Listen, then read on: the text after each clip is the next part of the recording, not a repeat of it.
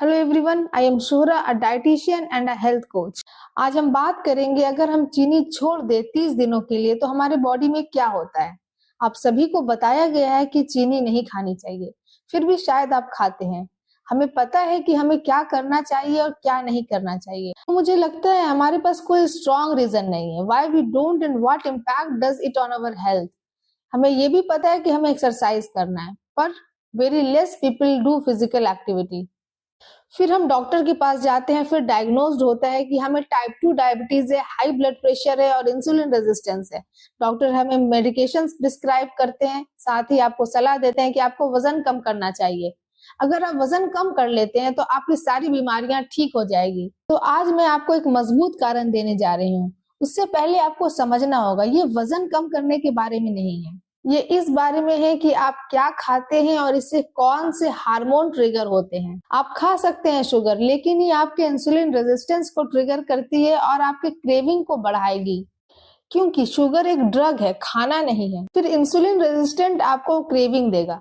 जब आप insulin resistant होते हैं तो आप फैट स्टोरिंग के पॉइंट पर होते हैं। इंसुलिन फैट बर्निंग को बंद कर देता है, तो आप उस फैट को नहीं निकाल सकते जो आपने स्टोर किया है। और जब आप उसको नहीं निकाल पाते तो आपका बॉडी और खाना ढूंढता है और आपको और क्रेविंग्स होती है। अगर इंसुलिन फैट स्टोरिंग है तो ये फैट बर्निंग को रोकता है। तो इंसुलिन रेजिस्टेंट एक कारण हो सकता है आपके मोटापे का। अगर आपको क्रेविंग्स होती है और आप गलत टाइम पर खाते हैं, जब आपको नहीं खाना चाहिए तब भी आप खाते हैं, प्रोसेस्ड फूड खाते हैं, फ्राइड फूड खाते हैं, तब भी ये मोटापे का कारण बनता है। लेकिन जो आपको हेल्थ इश्यू है, वो निदान, वो बीमारी आपके मोटापे से जुड़ी नहीं है। ये इंसुलिन रेजिस्टेंस से जुड़ा हुआ है, जो इन्फ्लेमेशन का कारण बनता है। इंसुलिन रेजिस्टेंस बीमारी का कारण बनता है, इन्फ्लेमेशन बीमारी का कारण बनता है और शुगर बीमारी का कारण बनता है।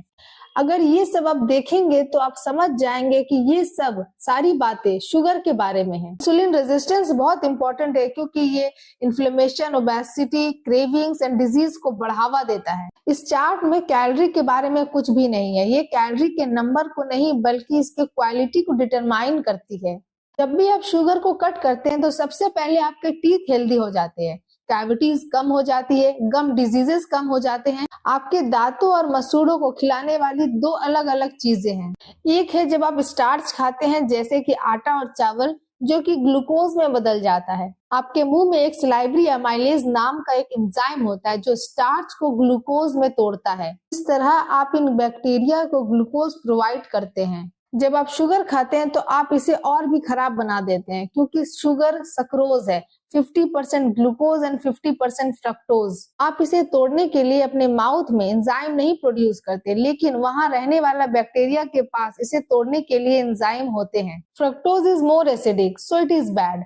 जब ये बैक्टीरिया फ्रक्टोज को कंज्यूम करता है, then it produces holes in your teeth. दूसरा है, शुगर को कट करने से गॉट का खतरा भी कम हो जाता है। फ्रक्टोज यूरिक एसिड के प्रोडक्शन को बढ़ाता है। Fructose is also the strongest component of creating insulin resistance and fatty liver.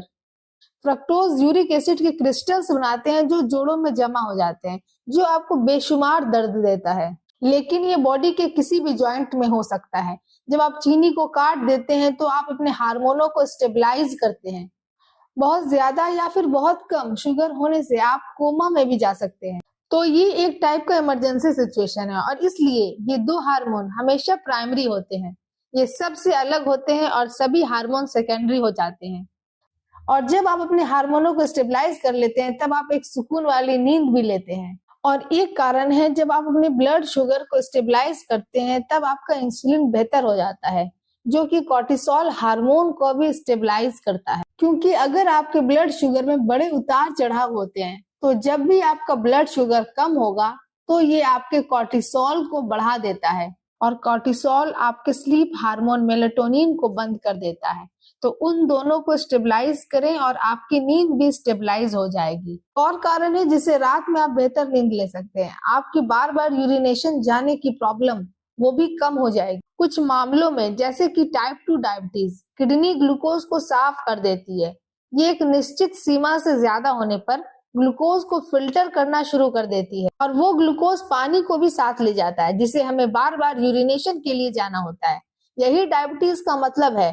चीजें आपके बॉडी से तेजी में गुजरती है। लेकिन एक बात जो आपको ध्यान में रखना चाहिए वो ये है कि अगर आप शुगर को काट देते हैं, मतलब कट कर देते हैं और कार्ब कम लेते हैं, आप अपने ग्लाइकोजन को बर्न करना स्टार्ट कर देंगे और ग्लाइकोजन वाटर को होल्ड किया रहता है। तो आप ग्लाइकोजन को जलाते हैं तो आप सारा पानी रिलीज कर देते हैं, जिसका मतलब है पहली रात या फिर शुगर को कट करने की शुरुआत में संभावना है कि आपको यूरिनेशन ज्यादा जाना पड़ सकता है।